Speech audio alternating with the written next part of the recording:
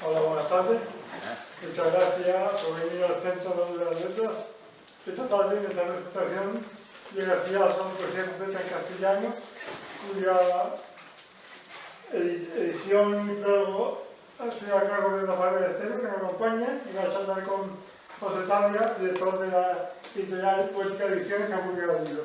Muchas gracias y que disfruten.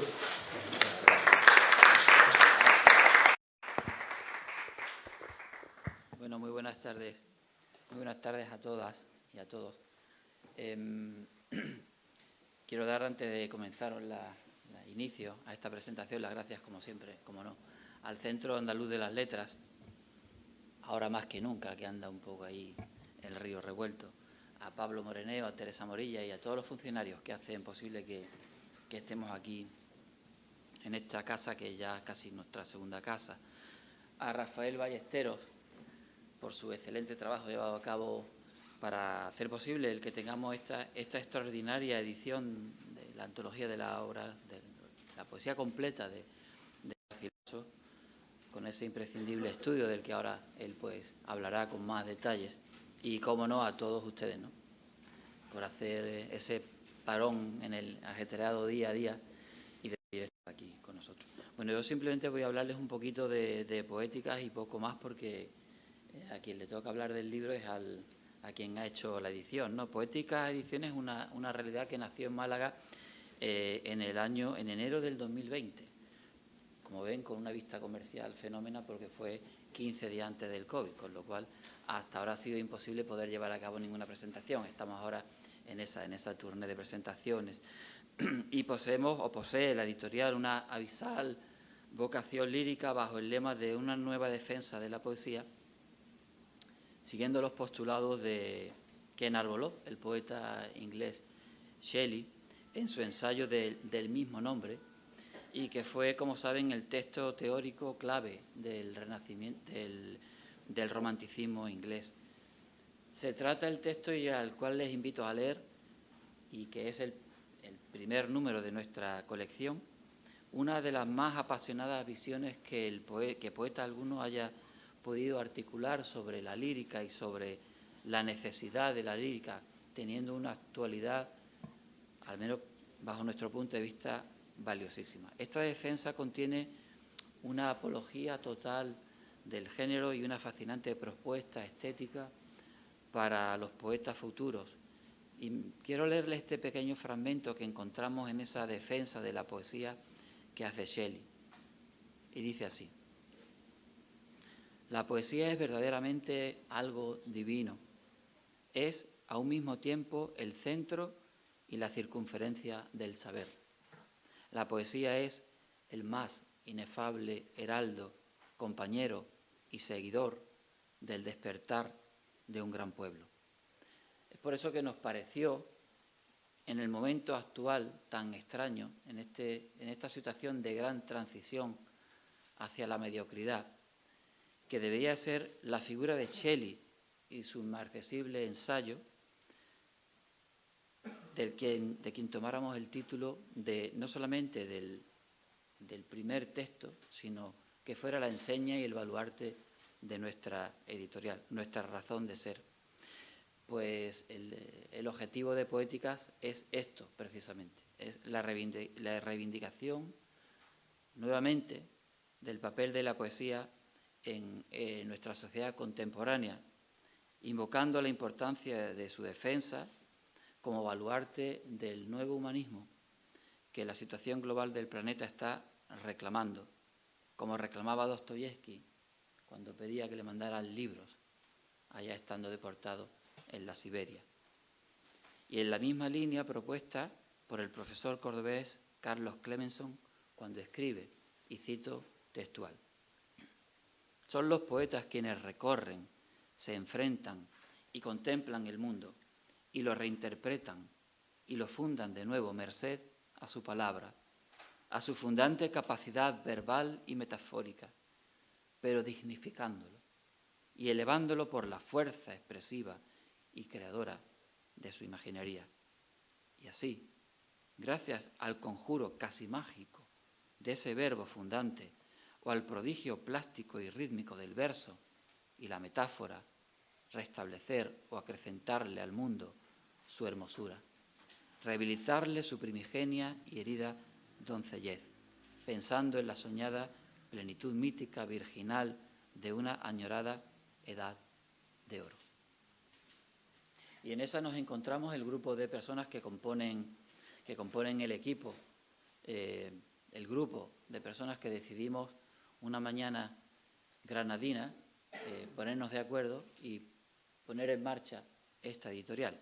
Allí estaba Fernando Pérez, profesor de la Universidad de Virginia, Allen Joseph, profesor de la West Florida University, uno de los más grandes conocedores de Federico García Lorca, Raquel Lanceros, que como sabéis quizás la más aventajada poeta de su generación, Premio Nacional de la Crítica, Gordon McNair, profesor de la Universidad de Virginia, Anthony Hayes, profesor de la Princeton University, Fernando Valverde, que es profesor en Virginia y en la Emory de Georgia, Remedios Sánchez, que es la actual presidenta de la Asociación de Críticos Andaluces, Alicia Aza, poeta, y quien les habla. Y bueno, y decidimos poner en marcha con estos mimbres la editorial. Nuestras publicaciones se centran, decidimos publicar exclusivamente a los grandes poetas universales ya fallecidos. Y cada texto se acompaña de una magnífica introducción, como la que pueden encontrar aquí en Garcilaso, o ensayo pues elaborado siempre por los autores que llevan a cabo la edición. En el caso de los escritores no españoles, siempre la edición va en su lengua vehicular y la traducción al español. Bueno, y hoy presentamos, y no me voy a extender ya mucho más, el número 14 de nuestra colección, bajo el título Garcilaso, poesía completa en castellano. Como digo, no voy a extenderme en la obra porque para eso vamos a contar con Rafael, con su inconmensurable conocimiento y con la extraordinaria oratoria de la que viene haciendo gala cada vez que toma el micrófono. Pero sí quiero decir que para Poéticas Ediciones ha supuesto todo un lujo poder contar para la edición de la obra de Garcilaso con el acertadísimo trabajo de Rafael. No les voy a contar los días de conversación, ¿verdad?, de llamadas telefónicas, de precauciones que tomaba en el sentido positivo para que todo fuera perfecto. Parecía que estaba construyendo un soneto, Rafael, ¿no? Y como se lee en la contraportada, no es un texto destinado a especialistas o a filólogos, sino que era el objetivo de él, que fuera destinado a un lector medio interesado en la obra del toledano. Y bueno, hablar de Rafael Ballesteros en Málaga es tan innecesario como hacerlo por ejemplo, de Antonio Banderas en el Festival de Cine de Málaga. Pero bueno, llevado de mi atrevimiento y sobre todo por mi amistad, sí quiero decir que Rafael Ballesteros es esencialmente, además de un preciso y luminoso poeta, es un intelectual de altísima talla. De esos pensadores que han asumido que la cultura nada tiene que ver con el ocio o con el entretenimiento, sino que es el instrumento con el que hacernos mujeres y hombres verdaderamente libres.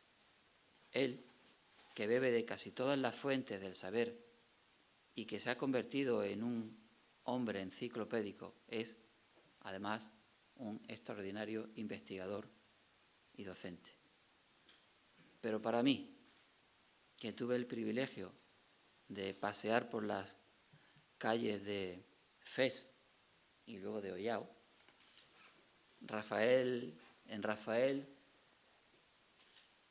abunda, y en lo que se distingue es en su bonomía, en su humanismo solidario y militante, preocupándose, por ejemplo, por cómo andaba aquel taxista que nos llevaba desde Tánger hasta Fez, preocupándose de si había comido, de si había bebido. Lo que le distingue es su irreductible sentido de lo colectivo, muy, pero que muy por encima de lo individual. y lo que le distingue es su generosa fraternidad para con cuantos tenemos el privilegio de disfrutar de su amistad. Y bueno, yo creo que eso es lo esencial. Luego, como añadido, es licenciado en filosofía, catedrático de instituto, profesor invitado en universidades, ha publicado libros de poesía, pero para mí ese es el añadido. Lo importante, Rafael, para mí es lo anterior. Como saben, es premio de la crítica andaluza, premio Andalucía de las Letras por toda su obra, por el recorrido vital. Y por fin la Universidad de Málaga el año pasado dedicó a Rafael y a su obra aquí en su casa, en su tierra, un congreso. Así que no me extiendo más, lo importante es él. Con todos ustedes, estos versos de Garcilaso, creador de un nuevo lenguaje poético que diera cabida a una nueva sentimentalidad y que hoy vuelve y habita de nuevo aquí en Málaga, de la mano de Rafael Ballesteros. Muchas gracias.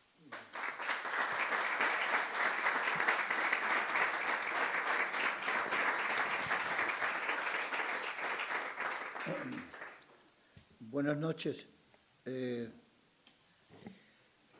Gracias a todos por venir y a Sarria, gracias por su amistad y sobre todo por su generosidad.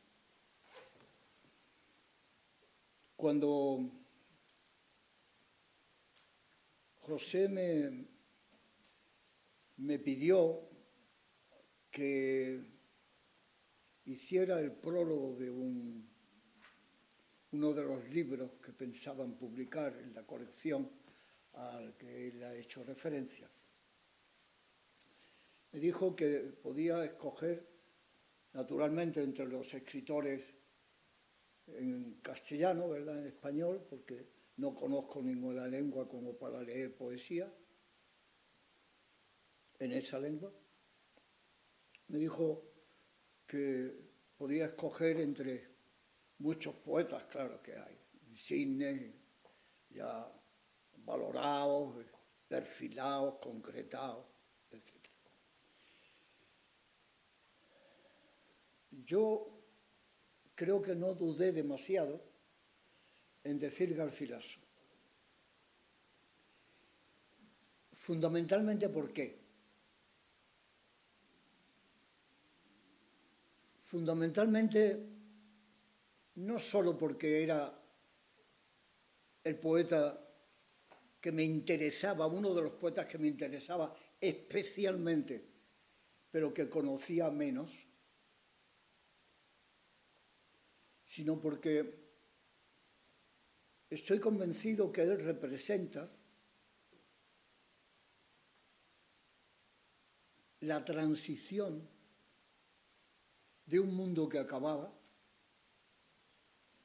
que produjo naturalmente sus luces, sus grandezas, pero también sus miserias,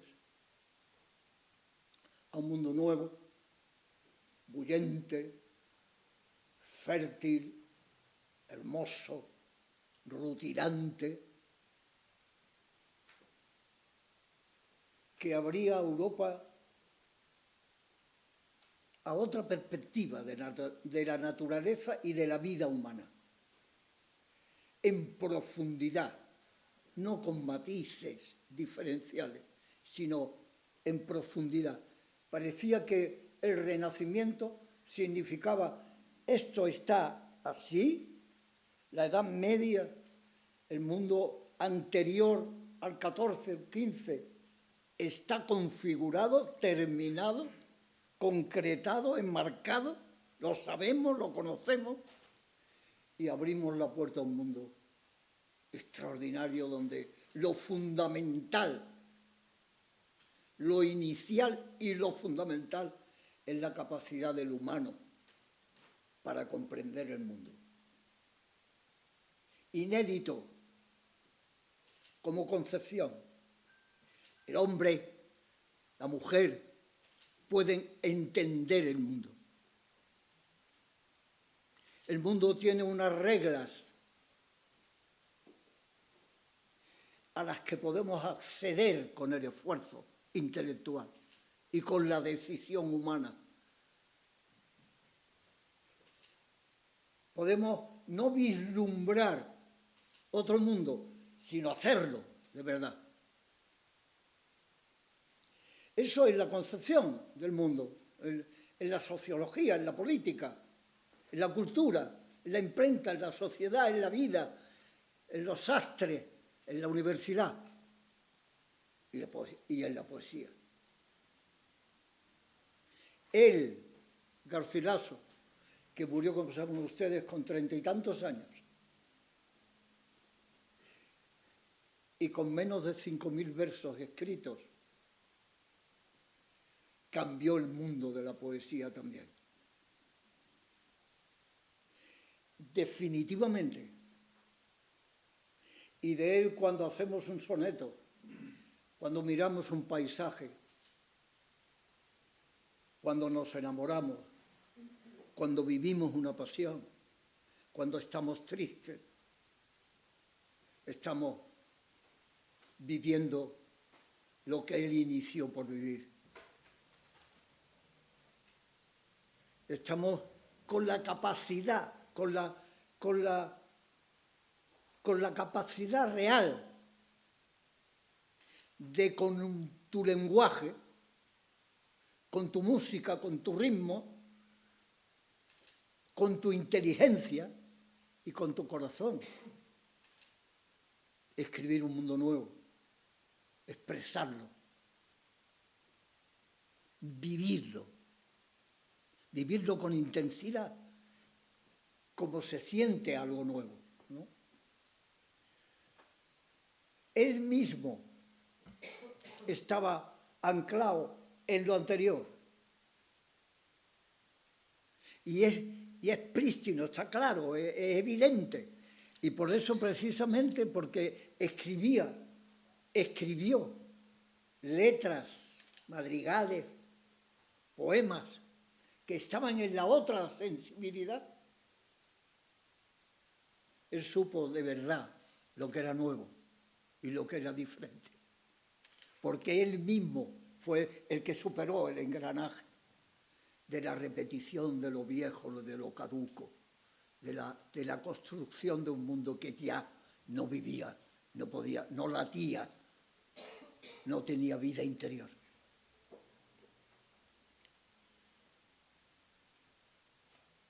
Él no solamente hizo poesía que era antigua y que hay unos cuantos poemas ahí que intencionadamente hemos publicado para que vean ustedes la diferencia de lo otro, de lo inmediatamente diferente que es Garcilaso, sino que él escribió poemas en latín,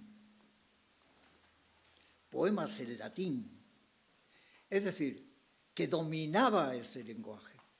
Es decir, fundamental en un hombre renacentista.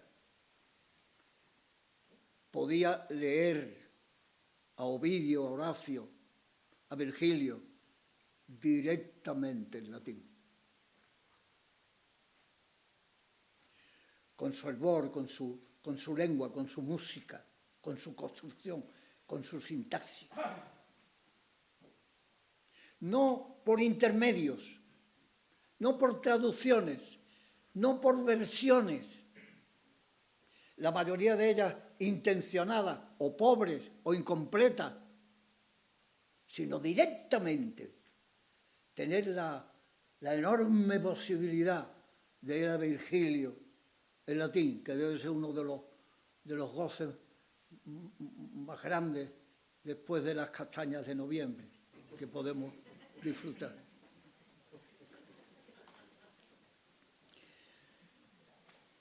De manera que escogí Garcilaso porque me interesaba su poesía y, por tanto, al estudiarla, al editarla, al corregir al precisar lo que yo tenía que decir, lo que me interesaba de esa poesía, etc., yo iba a entender mejor su poesía y lo iba a saber y lo iba a aprender, cosa no baladí, naturalmente, para una persona que intenta hacer poesía. Ya Horacio decía, hasta hace poco, hasta hace unas horas, he estado leyendo la epístola a los Pisones, que dicen que es la epístola en la que Horacio le dio consejos a la familia de los Pisones que intentaban escribir y que eran chicos jóvenes que empezaban a escribir. Y él, desde su altura, desde su prestigio, desde su cultura, le escribe una carta aconsejándole qué es lo que tenían que hacer para hacer buena poesía. Estamos hablando del siglo I antes de Cristo, o el siglo después. Y le dice, entre otras cosas bellísimas, dice, podéis hacer luz a través de este humo de la vida. Esa es la clave de lo que es necesario asumir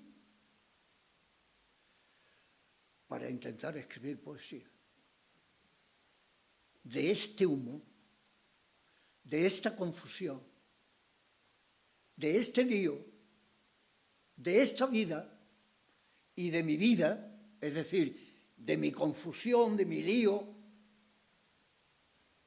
de mis contradicciones, de mí mismo, como elemento que vive en la oscuridad y en el humo, tengo que encontrar la luz. No solo tengo que encontrar la luz, que ya es bastante, ¿verdad?, sino tengo que aprender a expresarla y a contarla y a decirla. Y dice Horacio, lo tienes que hacer con atractivo. Tiene que ser coherente, bien construida, pero además con atractivo. Tiene que haber una carga emocional que traslademos a los otros para que los otros confluyan con nuestra luz que parte de la oscuridad.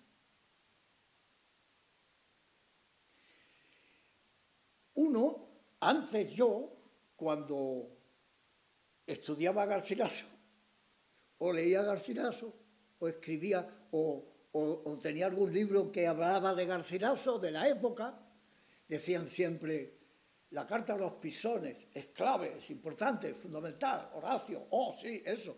Pero eso quedaba en un texto que, bueno, la carta a los Pisones, parece que es fundamental, porque están hablando continuamente de eso. No saben ustedes, muchos seguro que lo han pasado por ahí, claro, pero yo no había pasado por ahí.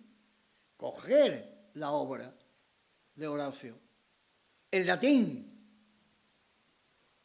y en castellano y leerlo seriamente.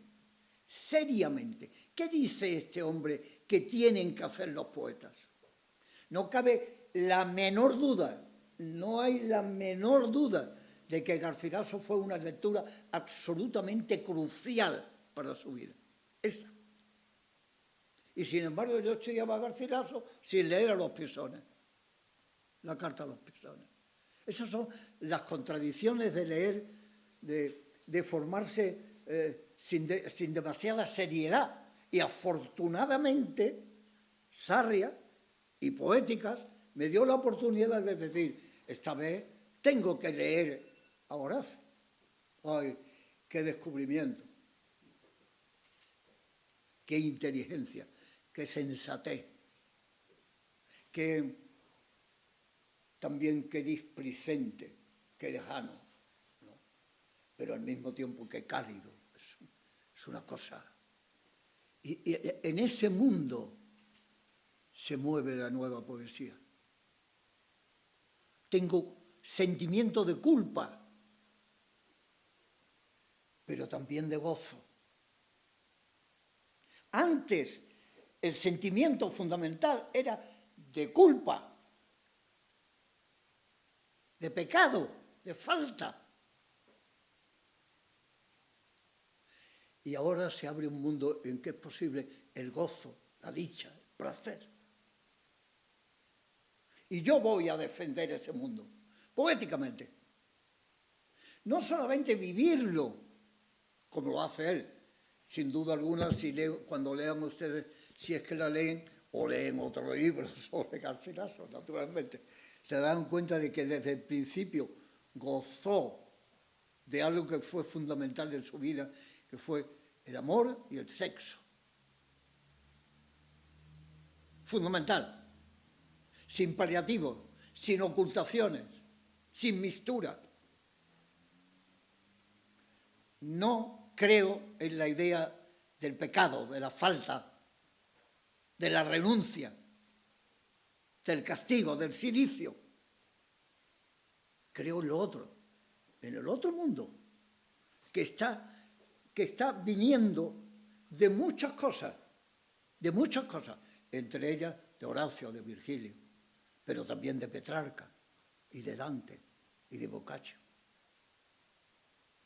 Está viniendo porque el hombre está empezando a vivir no desperdigado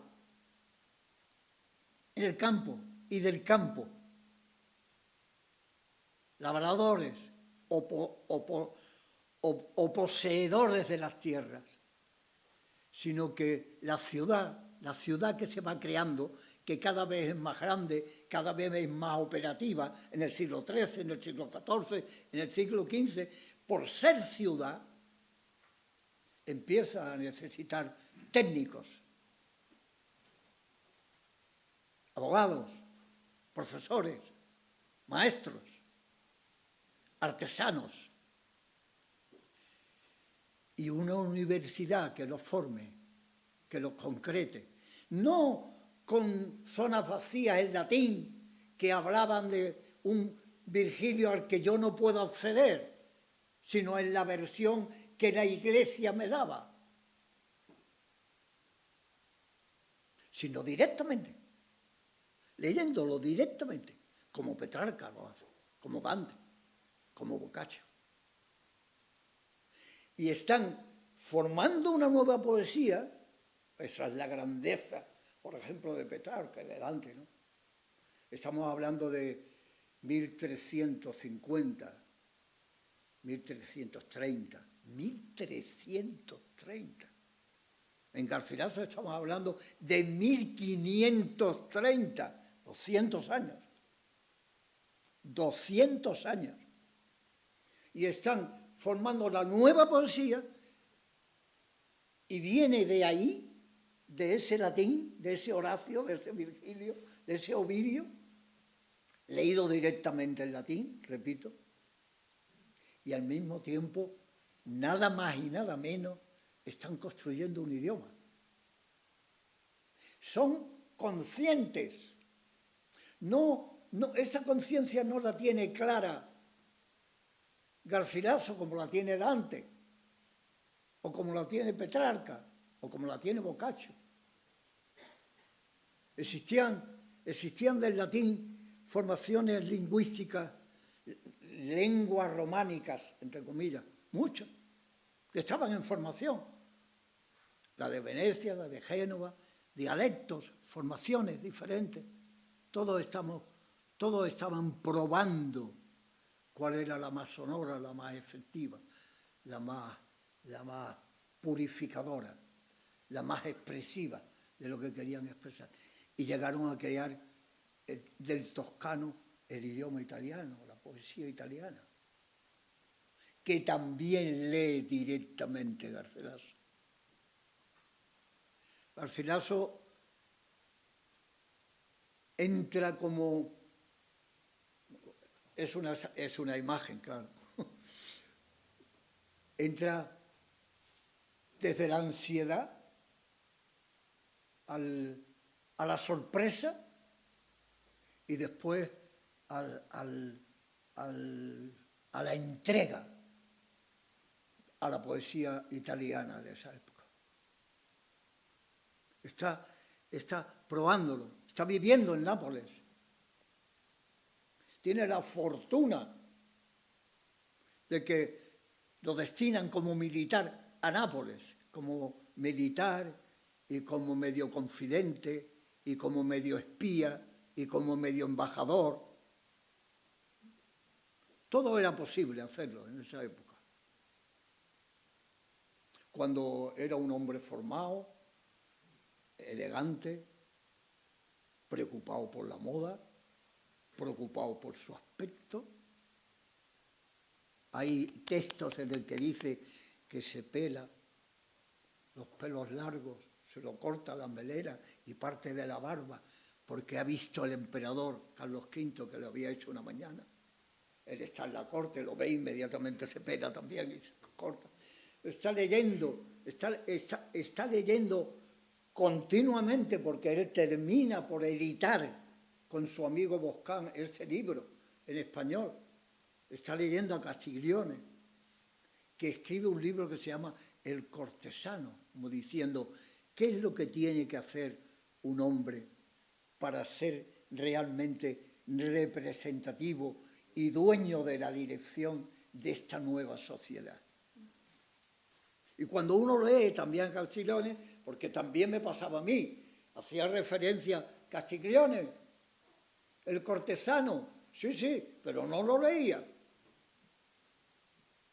Es fundamental, sí, pero no lo había leído. Es un tomo así, claro, y hay que tener agallas para leérselo, desde luego. Pero, amigo mío, lo que uno entiende ahí, lo que uno piensa que descubre cuando él habla de qué es lo que debe de hacer un hombre que quiera vivir con plenitud en esta sociedad. Esa es la pregunta. ¿Qué puede hacer? Hombre, claro, naturalmente con medios económicos, claro. No está pensando en los pobres ni en los parias, ni en los esclavos, por supuesto. Pensando en los señores que escriben, que leen, que tienen dinero y poder, ¿no? Pero, ¿qué es lo que tienen que hacer para ser de hoy? No de ayer. De ayer no lo sabemos lo que es. De ahora. Del nuevo mundo que Cristóbal Colón acaba de descubrir, etc. 1490 y tanto. 528, 527 es el libro de Castiglione. Muere en el 29, me parece, en el 28. Inmediatamente Garcilaso le dice a su amigo íntimo Boscán, tradúcelo. Y Boscán dice, el cortesano de don Baltasar de Castrillón, porque Castiglione también lo traduce al español y dice el Castrillón. Y él lo corrige, va a Barcelona, desde Toledo, en la época, para leerlo con él, con el que lo ha traducido, y para corregirlo, y para decir, vamos a traducirlo, vamos a publicarlo. Ese esfuerzo que hace su amigo con su mujer, que tiene medios para hacerlo, es lo que hace su amigo después con las propias poesías de Garcilaso, cuando Garcilaso muere. Tan joven, tan fuerte, tan potente, en el momento clave. Naturalmente, casi siempre pensamos que todos los que se mueren en los momentos clave, ¿verdad? Que si hubieran podido vivir más, hubieran hecho cosas extraordinarias, ¿verdad? Pero Garcilaso, sin duda, de eso no tenemos duda. Murió con 30 y tantos años en una acción militar ridícula. No ridícula. Hombre que se había batido en Túnez y en la isla de Hierba, en medio de los desiertos, y que había sido herido en la boca. Tenía, parece ser, dificultades para hablar, ¿no? Y estaría muy preocupado con la herida porque lo hacía más feo. ¿Ah? Menos atractivo. Bueno, pues este Castiglione, que nos dice qué es lo que hay que hacer, en el fondo nos está diciendo, tenemos la posibilidad, que es la clave del Renacimiento, o otra de las claves del Renacimiento, tenemos la posibilidad de entender el mundo. el hombre de 100 años antes no tenía no solamente la posibilidad de pensar que podía entender el mundo, sino que él era, le habían creado, le habían manifestado repetidas veces que su comportamiento ideal era postergarse, hundirse. La felicidad no está en este mundo, está allí, no aquí, allí. Y aquí hay que estar viviendo de manera que te posibilite gozar allí, porque puede ser que no disfrutes aquí y no disfrutes allí, que sería colmo, ¿verdad? Es decir, mi inteligencia no llega, mi sensibilidad no puede, mi vida no es posible que. Y hay unos hombres, una sociedad que empieza a decir, sí podemos, sí encontramos razones científicas, atención a la palabra, que explican el mundo, el comportamiento de los astros. Y eso también lo podemos entender, sí señor, hasta eso lo podemos entender. Y hacer reglas, hacer ecuaciones que signifiquen cómo funciona el mundo, los astros y la vida. Eso lo podemos acceder. No hay que negarse a saber, al revés. Hay que obligarse a saber. Ese es el cambio fundamental. No.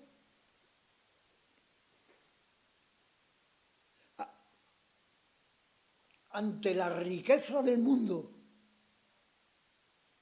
yo no soy pobre. Yo no soy ínfimo, yo no soy un esclavo, yo no soy un pordiosero, yo no soy un insignificante. Al revés, sí puedo, sí. Entiendo, mi inteligencia da para eso. Es lo que de alguna manera se vislumbra en los pintores y en los poetas cuando tratan la naturaleza. La naturaleza ya la entiendo. La naturaleza me pertenece de alguna manera, porque entiendo sus mecanismos.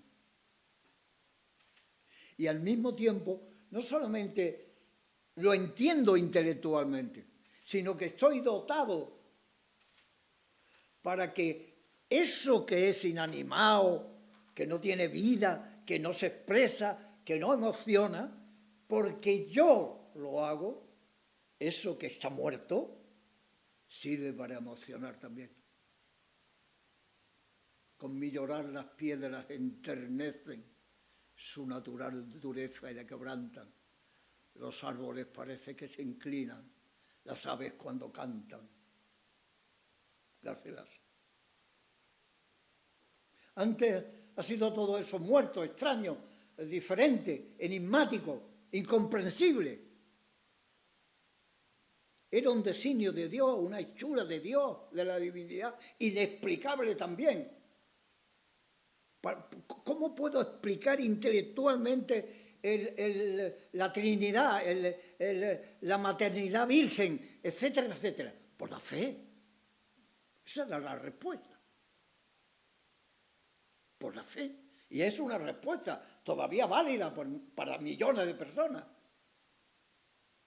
La vida que me ordena y la vida que me va, y los que me van a juzgar, tienen un mundo que me cede, que no puedo comprender. Y tienen una vida que tampoco puedo comprender ni explicar.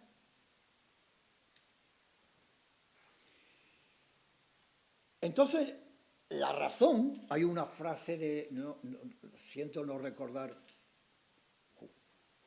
¿cómo vamos? Siento no recordar la frase, pero, en fin, la recordaré. Pasa otra cosa. Bien, bueno. Les voy a leer quizás sea el momento para leerle a ustedes un poema.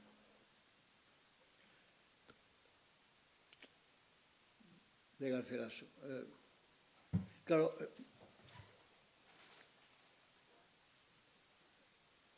le han dicho a Garcilaso, y él lo ha leído, leyendo a Petrarca, o a San Lázaro, o a Arcadia, que la música es fundamental. Que el tono, la melodía y la música no son aparatos o no son medios de mejorar el poema, de que suene mejor, sino de que signifique más, lo cual es una novedad extraordinaria en poesía. Yo puedo ordenar las palabras de manera que su cadencia, su tono, su melodía, su música, me haga que mis sentimientos sean más fáciles de explicar, que puedo comprender más de mí, que aunque estoy defendiendo fundamentalmente mi razón, ahora me he acordado, esa persona que dijo una cosa que no sabía cómo qué decir, dijo, la razón, la gran pasión del hombre. Eso lo dijo un monje en el siglo XIII. Inmediatamente, hay quien dijo, inmediatamente después, sí, pero la razón, si la hacemos dueña de nuestras vidas, de nuestra aclaración del mundo, es peligroso. ¿Por qué? Porque puede traer duda. La razón produce duda y la duda no produce más que adelanto. El que duda, adelanta. El que se pregunta, avanza. Es la única manera de avanzar, de aclararse, dudar, ¿no? La duda no se podía tener. La diferencia de la vida,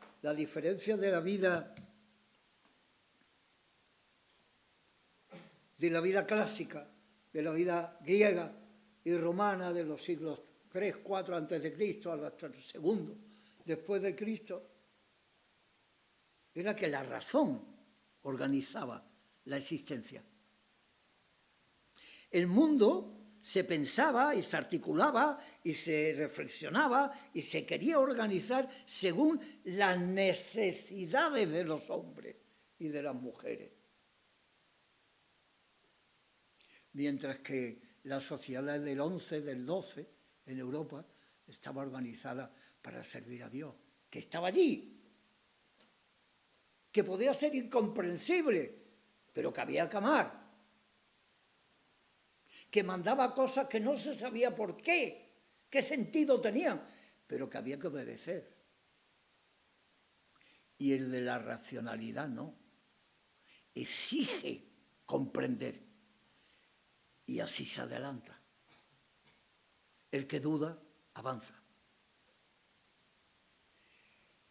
Y cuando hay algo incomprensible que unos, los elegidos, los sacerdotes, los papas, con el criterio respetable de otro criterio absolutamente diferente, organizan un mundo en donde inmediatamente hay herejías.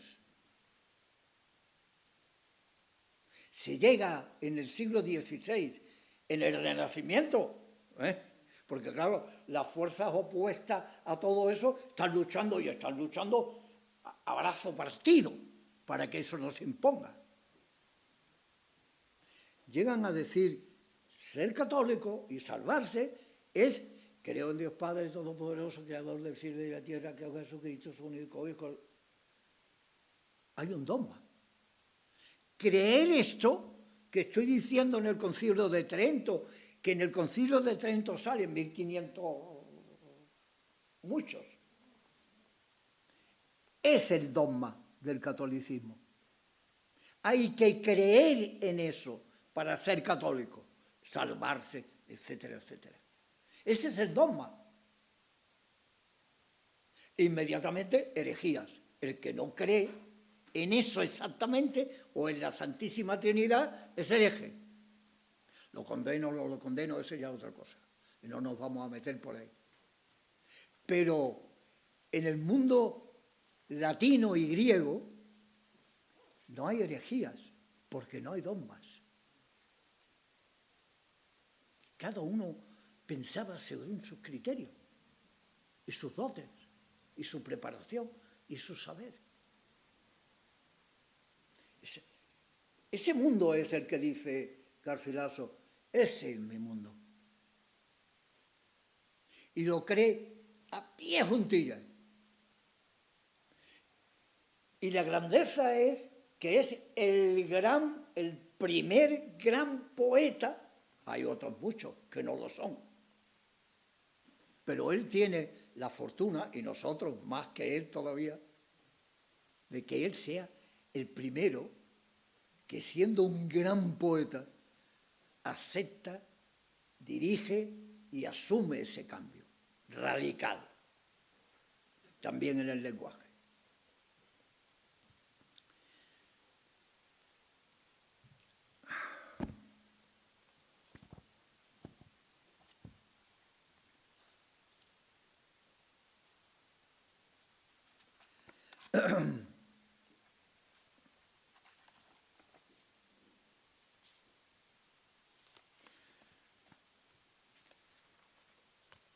Bueno, lo voy a leer muy despacio, naturalmente hay seguros lectores que recuerdan este poema, no es muy famoso, pero lo voy a leer muy despacio para que se den ustedes cuenta si ha servido todas estas elucubraciones que le he lanzado, pues para que se den cuenta, si pudiéramos naturalmente ver las diferencias con lo anterior, si pudiéramos leer al Marqués de Santillán aquí, pues les daríamos cuenta que es otro mundo, es otra cosa.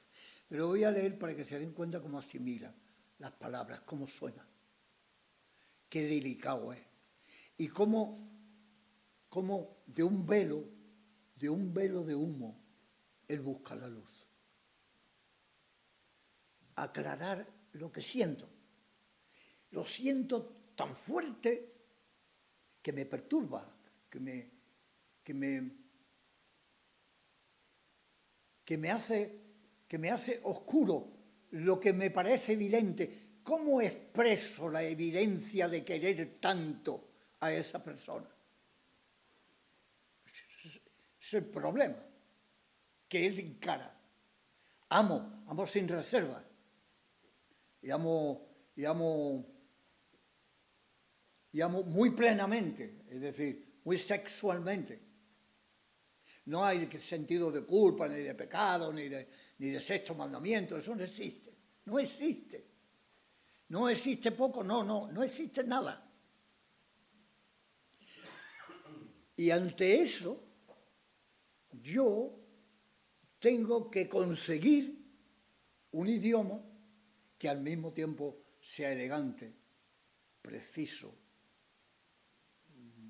bien construido, cadencioso, musicalmente aceptable.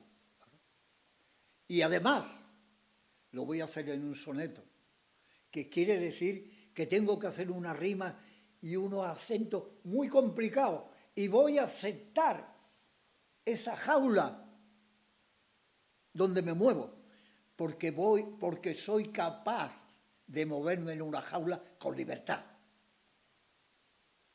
Lo que decía Pessoa, esos grandes poetas que hacen de una obligación tan cerrada y tan terrible de un soneto, y lo hacen con tanta libertad, tanta alegría. ¿Cómo superan esa dificultad? ¿Qué dominio del lenguaje hay que decir? para que desde el primer verso hasta el 14 diga lo que yo quiero decir y al mismo tiempo esté acentuado en la sexta rima con el tercero. Y digo lo que quiero decir que antes no decían los otros.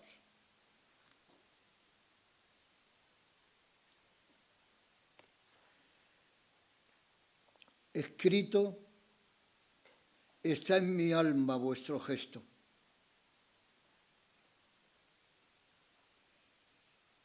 Y cuanto yo escribir de vos deseo. Vos sola lo escribisteis. Yo lo leo tan solo que aún de vos me guardo en esto. En esto estoy y estaré siempre puesto, que aunque no cabe en mí cuanto en vos veo, de tanto bien lo que no entiendo creo, tomando ya la fe por presupuesto. Yo no nací sino para quereros. Mi alma os ha cortado a su medida. Por hábito del alma misma os quiero. Cuanto tengo, confieso yo de veros. Por vos nací, por vos tengo la vida, por vos he de morir y por vos muero. Ahí lo tienen ustedes, el caballero, lo que es capaz de transmitir.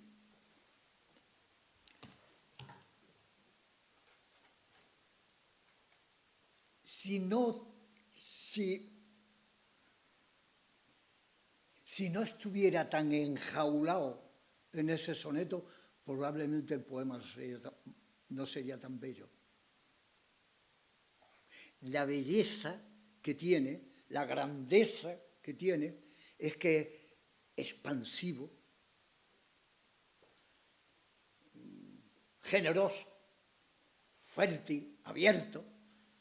Podemos meternos aquí y allí, pensar esto y esto, ver esto y esto, pensar qué quiere decir con esto, cuál es la pertenencia que tiene él a ese amor, a ese deseo tan grande. Por vos nací. No entiendo la vida si no tengo esta pasión. No entiendo la vida si no os deseo. Es decir, no entiendo la vida en su propia complejidad, pero ahí estoy. El Renacimiento, intento terminar, el Renacimiento no es, creo yo, que tiene la fórmula mediante la cual se explica el mundo, sino que tiene la voluntad de explicarse el mundo porque los ve con claridad. No turbio, no mezclado de otras cosas, no imposibilitado por cosas. Hay una defensa a ultranza de la libertad en el hombre renacentista. Hay un que creo que está bien para terminar. Hay un juicio de la Inquisición a un pintor importante del siglo XVI, 1550 y tanto. Hay un tribunal de la Inquisición que pone a Veronese, que es un pintor, ante el juicio. Y en principio le está diciendo continuamente, y eso que usted pinta parece, en el interrogatorio, que tienen unas notas de lo que era el cuadro, ¿no? y dice en un momento determinado, el de la Inquisición, el dominico que era presidente, dice, ¿y esos alemanes que están ahí, qué quiere decir? Los alemanes eran los luteranos, claro. En 1517 pone las peticiones Lutero, ¿verdad?, en la cárcel, los 97 conclusiones, en donde el mundo también cambia desde otra perspectiva, ¿verdad? Dice, ¿y qué hace esos alemanes ahí? Dice, bueno, me ha parecido conveniente ponerlo. Y dice, ¿y no le sería a usted, dice, no le sería a usted o a vos más conveniente ponerlos con cierta tratamiento? Y le contesta el tío, yo hago de mi pintura lo que quieren mis principios. Estamos en el siglo XVI y él no está delante de un tribunal administrativo contencioso para que le ponga una multa, está delante de un tribunal de la Inquisición, que siglo antes, pero en Italia han quemado a mucha gente, ¿verdad? Y sin embargo dice, lo que es apropiado no lo dice usted. Lo que es apropiado que yo pinte, lo digo yo, que soy el pintor. Esa es la posición inicial y esa es la posición que hay que aplaudir. Y aplaudir también la atención y el cariño que han puesto ustedes en esta perorata tan larga y tan cadenciosa. Muchas gracias.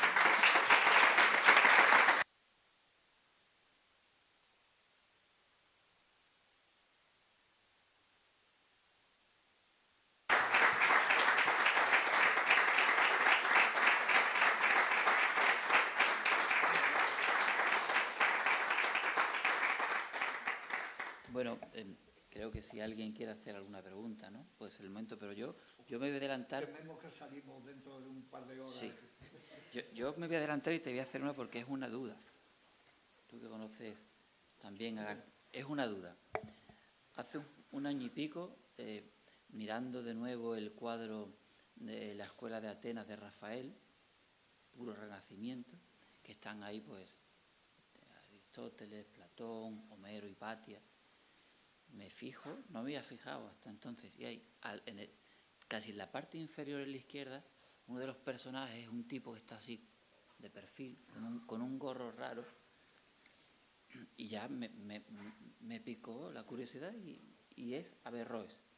Claro, claro. Y claro, me llamó la atención encontrar entre las grandes luminarias de lo que simbolizaban Averroes es el introductor de Aristóteles. Pero la duda es, Garcilaso, Toledo, la Escuela de Traductores de Toledo, el mundo hispano-musulmán, que no árabe, sino hispano-musulmán, ¿no queda ninguna huella de todo ese mundo que él está viviendo en su obra? Porque el mundo, de alguna manera hispano-musulmán, aporta al Renacimiento mucho pensamiento, mucha obra. Fíjate, espera, voy a intentar ser breve, ¿no? Voy a intentar. Lo que encuentra uno cuando lee algunos textos generales del Renacimiento en general, y es un escritor inglés o holandés o francés, está diciendo que el Renacimiento prácticamente nace en el siglo XIII en Europa. No solamente porque en 1374 muere Petrarca y en 1350 y tantos muere Dante y poco después muere Boccaccio, ¿no? En ese momento, ¿no? sino porque se dan una serie de mecanismos que implementan una serie de deseos y necesidades y pensadores que hacen una especie de renacimiento pequeño. Y cuando uno lee eso, dice, bueno, ¿y por qué en España eso no existe?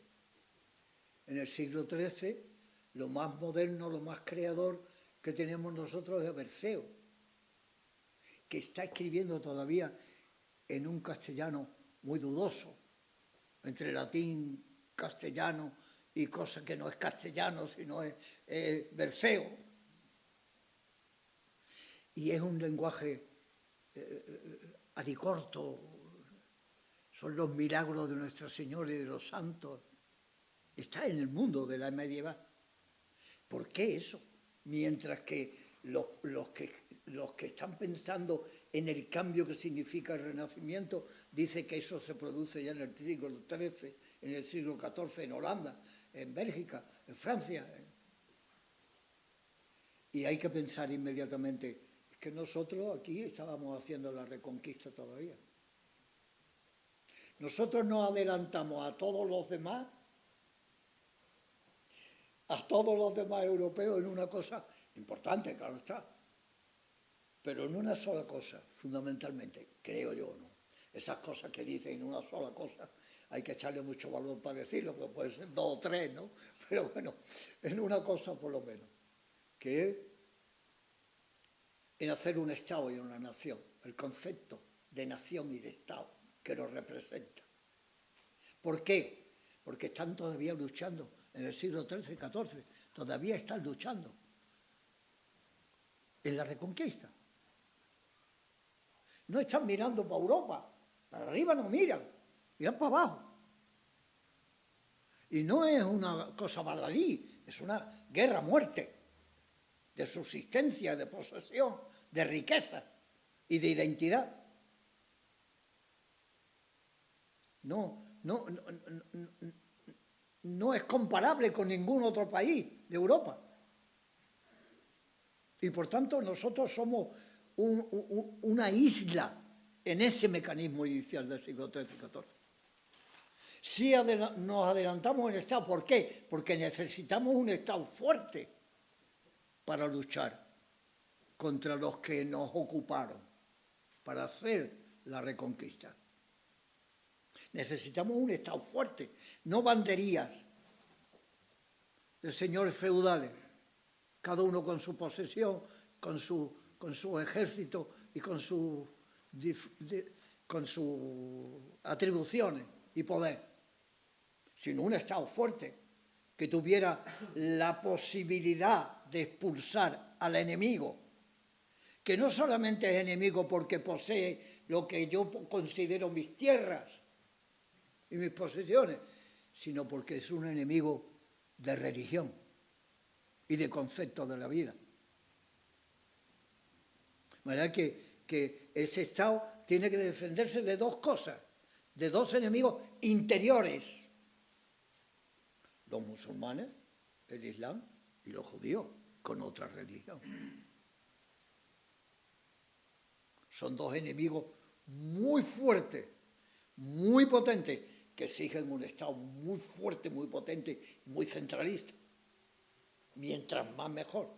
Es el momento en el siglo XIII en que se da Alfonso X el Santo, Fernando III el Santo, que conquista Sevilla, hasta Sevilla llega. Y Alfonso X el Sabio, que se da cuenta de que el mecanismo también es intelectual, que es necesario ganar la batalla de lo intelectual y que es necesario, para ganar la batalla de lo intelectual, traducir lo que ya han traducido y traen los árabes y están dándonos aquí desde el siglo XI, desde el siglo XII, desde el siglo XIII. Ese es el mecanismo de marcha, ¿no?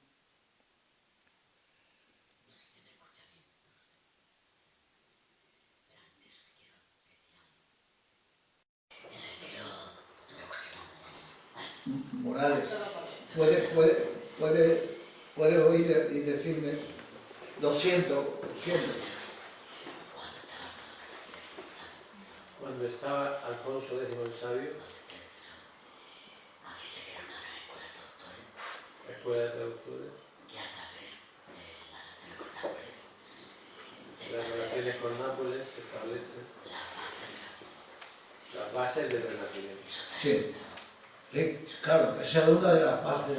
Es decir, el acopio de cultura, ¿no? El acopio de cultura y el aceptar la grandeza de Alfonso X es eso, ¿no? Y en ese sentido es lo más positivo que hacemos en el siglo XIII, ¿no? Que es ser suficientemente inteligente como para decidir que había dos culturas que había que asimilar y que era importante hacer nuestras, ¿no? Eso es absolutamente clave, ¿no? Y por eso es el rey, digamos, más valioso desde ese punto de vista de toda la Edad Media, ¿no? Bien. Bueno, pues entonces aplaudo yo y terminamos. Ahí está. Gracias.